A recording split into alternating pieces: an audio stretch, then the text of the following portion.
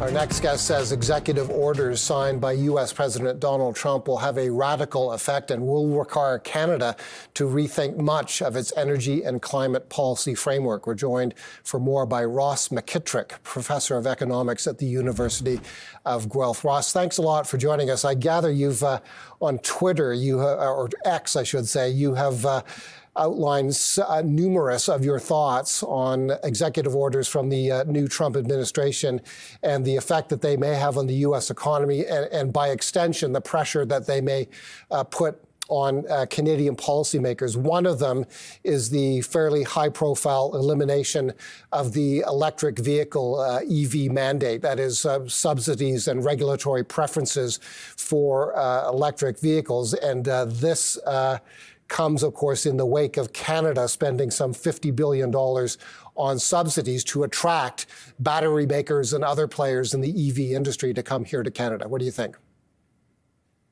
Well, it was a bad bet. We were betting that there would be a massive U.S. market, and for the foreseeable future, the consumer demand isn't there organically. There's some EV demand, but it's not going to be a growing market in the way we thought. So I'm afraid that most of those investments at this point look like write-offs. What do you see ahead for electric vehicles? Do you not see electric vehicles eventually replacing internal combustion vehicles on the roads in Canada and elsewhere around the world? At the time, this was seen as an arms race, that we had to compete with the United States. Otherwise, all of this new industry and fairly significant economic activity would be established south of the border. Well, as far as the EVs taking over, the competing narratives are it's going to happen because technology improves. It's going to be like compact discs replacing vinyl LPs. But if that's the case, you don't need to force it through with mandates. So then the other narrative is people aren't buying EVs voluntarily, so we have to force them by law. Those two can't coexist as the stories here. I think that the technology will continue to improve. EVs are going to grow their market share. It's just going to be on a much slower scale. So there wasn't a rush. There was no arms race, as you describe it. The companies involved in the auto sector chase consumers all the time, and they would have made the moves at the appropriate time based on realistic estimations of demand.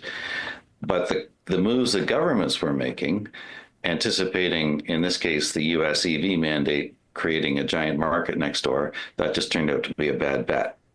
Okay. You also, I think, look favorably on the White House ordering agencies in the U.S. and regulators to accelerate project approvals. The White House says, quote, all agency heads shall undertake all available efforts to eliminate all delays within their respecting permitting processes. What are the takeaways there?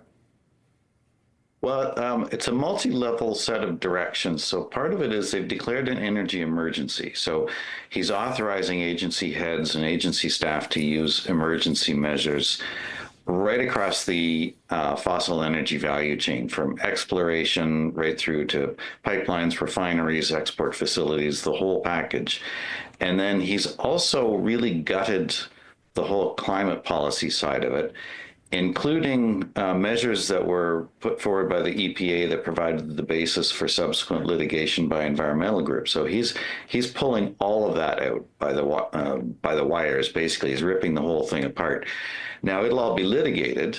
People are going to be challenging it. But what's clear is they have thought this through in a lot of detail, and they're going to fight hard to push these rules through. What that means for Canada is, if we've been thinking the world is moving towards a net zero energy transition outlook, the U.S. has said we're going in the opposite direction. And that means we could have a big competitiveness gap that we have to address in the years ahead. One thing that comes to mind is the very difficult process of getting approvals for pipelines in this country and LNG export terminals, and the fact that, if I'm not mistaken, carbon considerations, greenhouse gas considerations are part of the approval process, and now they're explicitly not going to be part of the U.S. approval process. Is that one of the correct ways to think about this? Yeah, he's definitely ruled out taking into account climate consideration in rulemaking. Project approvals will not use the social cost of carbon. They're going to rescind what's called the endangerment finding, which is an EPA ruling. They're zeroing out that whole side of it, and they're looking strictly at what's good for the American economy for job creation, income growth. Compared to what's going on in Canada, I think the thing that worries me is if you think about this from an investor perspective, why would someone invest in Canada at this point, given the contrast now between Canada and the U.S. and the regulatory environments? There's another direction to U.S. agencies which caught my attention before I knew I was going to speak to you. The Trump administration directing agencies to, quote, safeguard the American people's freedom to choose from a variety of goods and appliances, including, and then there's a long list of fairly mundane products, the kind of stuff we buy not every day, but every year or a couple of years, light bulbs, dishwashers, washing machines, gas stoves, water heaters, toilets, and shower heads. Where is he going with this? A lot of those, you might think of them as minor irritants, although if you're involved in large-scale construction, they do add considerably to the cost of building, hotels and high-rises, which is where Trump first encountered these, and he's complained for years about rules around things like shower heads. That he doesn't know why the Energy Department has rules like that. So he's asking his agencies to get rid of all of those. And again, you might think of them as minor irritants, but it does affect the cost of living for consumers. It'll mean some products, some household products start to come down in price in the U.S., but not here. I think that's an area where it would be beneficial to us to look at that as well. Ross McKitrick, thank you a great deal for this conversation. He's a professor of economics